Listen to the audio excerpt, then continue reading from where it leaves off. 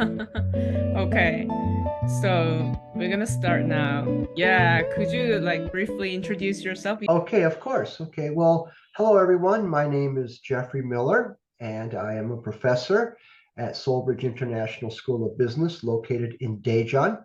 I'm originally from a small town in the United States, in the state of Illinois. It's Mm, about 90 miles southwest of Chicago. And, been in Korea for 32 years. Yeah. wow, 32 years. Yes, but I would also like to thank you, Chloe, for inviting me to be a part of this podcast. I've been following it on YouTube, and I find it very interesting for some of the topics that you have talked about. So I'm quite honored that you invited me to participate in this interview today. I'm also very honored that I could host you here. I Well, think thank you again. you could deliver many different interesting stories to the like audience all over the world because nowadays many people are very interested in South Korea, and that's why I started this channel actually. Exactly. I couldn't agree more because thanks to a lot of streaming platforms, it seems that the world has become a lot closer and a lot smaller, and it seems that more and more people are interested in Korea. And of course, as you know, I work at an international university, so many of the students who come here, they're coming here because they're interested in Korea. I mean, they're business majors, but they've also learned about, Korea through K-pop or K-drama, K-movies, everything. There's all these Ks, right? K management, K this, K food, right? Hey, something. But I'd say maybe about 15, 16 years ago, I recall that like when Arirang TV began sort of broadcasting outside of Korea, and a lot of people in Southeast Asia were watching Korean dramas. And of course, back, around that time, 2012, of course, with Winter Sonata and the beginning of the Hallyu movement, a lot of people became very interested in Korea. Mm, But with the streaming platforms, and I think with like Netflix and the big hit Squid Game, yeah. and suddenly people are like, wow, Korea. And, Squid Game, Parasite, it was like a 1-2 punch. People are like, wow, what's going on with Korea? And it's interesting because I've been here for 32 years. And Right. I remember at a time when not too many people knew about Korea. And I guess we can also say that probably Psy with his runaway hit Gangnam Style in Yeah. 2012 also generated this interest, with of course, with the movies, with the television, with the music, BTS, an Right. international phenomena. So I think, YouTube, Netflix, and I think they've done a lot to promote Korean culture around the Mm, world. yeah, exactly. So did you actually know that you'll be staying in Korea for this long? No, I never imagined I'd spend half my life in Korea. Yeah. But I think it was inevitable. I think what brought me to Korea originally was to teach English. And Mm, after teaching at a Hagwon, a language institute near the Gangnam subway station, I decided that I wanted to stay longer. And I moved to Yonsei University. mm, And the Yonsei University had, at the time, one of the top language schools in South Korea. It was a really good job, and mm, I worked along some really great people who had been in Korea for quite some time. And then what happened was an interesting story. I started writing for the Korea Times. I oh, started writing sort of like these op-ed pieces, and in 2000, I started writing book reviews, and then I started covering Korean War commemorative events. And one thing led to another. And mm, suddenly I found myself sort of, writing more articles. And it's like I rediscovered Korea. And I started doing travel articles. I started traveling around, and I fell in love with the country all over again. mm. And it just seemed like it was, I didn't want to leave. I really liked being here. So that's one of the reasons why I've stayed here for as long as I have. But didn't you miss your family? Of course, I miss my Mhm. family. Anyone who lives overseas for any length of Right. time. I did go home quite regularly back during Mhm. that time. And yeah, I do get homesick. But at the same time, I also feel sort of nostalgia for things that I remember about Korea 30 years ago. So Mhm. I suppose if I leave Korea, I might feel homesick for Korea as well. No, it's your home away from home. Yeah, It it's is. It's my second home. Yeah, yeah. it is, without question.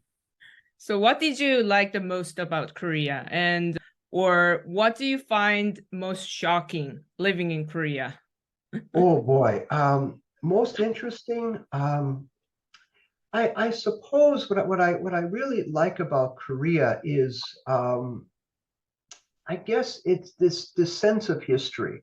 I'm a history enthusiast, and Mm, I really enjoy Korean history, and so that has always sort of fascinated me. And having a chance to see things, from America, we have a very short history. mm, We're only a couple hundred years old, but mm, whereas in Korea, we're talking thousands of years. right. And to be able to travel to a lot of these ancient places, to see things, near Daejeon, there's a Buddhist temple called Hansa, and Mm, Hansa Temple is very famous for the Buddhist Tripitaka. That is sort of the Buddhist canon. mhm, And the fact is that they're not in a museum; they're just stored in this Buddhist temple. You mm. can actually go there and see these 100-year-old books. All And right. just the other week, I went with my family to a temple not too far from Daejeon, Mm, and there was this tree, and it was like a 500-year-old tree, and I'm going, oh my God, this tree is 500 years old. It's like that's older than America, and it's one of those ginkgo trees. It still produces the bright yellow flower mm, leaves in autumn. mm. So there's this great sense of history. Shocking. Um, I don't know. I mean, I think for most foreigners who when they first come to Korea, they might be a little bit put off by people always in a hurry. Right, right. Something that people call pali pali. Yeah, Hurry up, Bali, hurry Bali. up. So I think some people they wonder why you're in a hurry. The way people running to catch a taxi or to catch a bus or to run across the street. I think that's kind of unique because I believe that during the 1960s and 1970s, when South Korea was beginning its economic resurgence and the beginning of the economic miracle, I think a lot of people felt that they had to hurry up to kind of to catch up. Mm, And I think that mindset is sort of still kind of it still exists today, I think. So mhm, that might be somewhat shocking for people when they first come here. mm. In Korea, foreigners are called as 외국인, Yeah, and way go again. Right, right. they have this alien card. And some foreigners actually told me that like they feel like isolated or alienated. What are your thoughts about 외국인? Well, again, I've lived overseas for quite some time, not only in Korea but also in Japan, and also when I was in the military, I was stationed overseas. Um, that doesn't really bother me. I always feel that I'm honored to be here, like that, that I've been given this opportunity to stay here. So when you have such an opportunity, I don't let things like, oh, I have an alien residence card. But actually, in America, I remember back in the 1960s that they oftentimes there was this public service announcement, and you see it on television. They say, well, if you're an alien, you have to don't forget to register. And I'm thinking, an alien? There are people from another planet living in America? Yeah, Of exactly. course not, but they were just the term. I know there's probably maybe a better term to use, but I don't get hung up on the small things like that. I think when you go to another culture, I don't care where you go in the world, the Mm, most important thing is to embrace the culture, to accept it. if there's anything that you don't like, well, you kind of just have to deal with it. We have an expression in English to accept something warts and all. In Mm, other words, you accept it for face value, and because in the long run, the benefits of being overseas are going to outweigh any sort of problems that you might have with minor stuff. I know when I first came here, people say, oh, people spit a lot in public, or oh, there's all pushing in public, and I've seen it. But there are so many better things to think about, better mhm. things to enjoy. Then you say, okay, it happens, okay, fine, but I'm going to embrace the things that make me the happiest, that make me feel very comfortable. And Oh, the other day, I'll give you a good example. The other day, my daughter and I, we were in downtown Daejeon, and we've been mm, going to this tonkatsu restaurant, right. and we've been going there like almost every Sunday. And the thing I noticed about Korea is that when you start going to a place several times, the Mm, people who work there, they they they recognize you, and they think, oh, you're a returning customer. So when I went with my daughter, we sat down and we had some tonkatsu together, and one of the workers gave us a free drink, and just gave it to my daughter. And it's because they recognize us. I've right. never seen that happen anywhere else. And Mhm. I think it's something about the Korea, sort of the Korean Korean thing. psyche, the mindset that you're coming here, you care about us, we want to give something in return. It's Mm, like you go to a market, you buy oranges, and they recognize you. Oh, service. They'll say service. They'll give you one or two extra oranges because they appreciate you coming all the time. And I really like that. And that's so I tend to focus on what's good about a culture, what mm, makes me feel good. And if there's something negative, there's going to be many more things that's going to be positive. right, right. I think that's more like a Korean tongue. Oh, Chung. Now you're talking some things that I recognize. Okay, this concept of Chung, where you have this good feeling to do good things for people. You feel you're kind of part of a group. So yeah, very important concept. Okay. So about your new novel, No Way Out. Okay, yeah, Yeah, I read a little bit, but I was just like, oh, this is a little bit strange.